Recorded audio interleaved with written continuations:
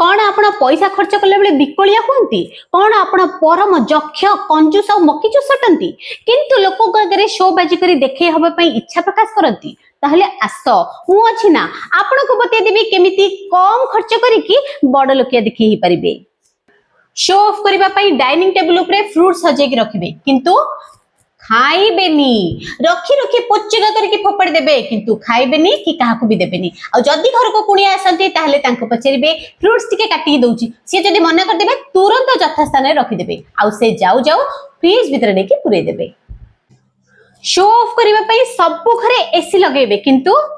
Switch on कर देबेनी नहले bill आपन को हार्ट अटैक दे पारे किंतु घर को केही आसिले एसी ऑन कर दे की कहबे ओहो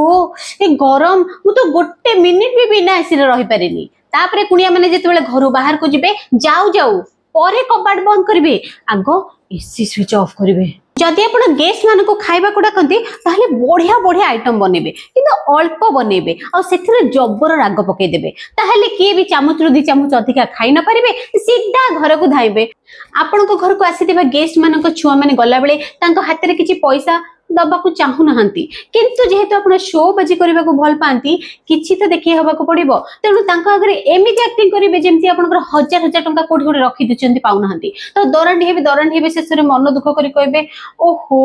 टंकाटा कोडी रखि देली जे छुआटा हाथ रे किछि हेले देई पालेनी तेनु आपणकर एठी शो बाजी करबा भी हे जिवो आ ता सहित आपणका कंजूस जीवन भी सार्थक हे जिवो।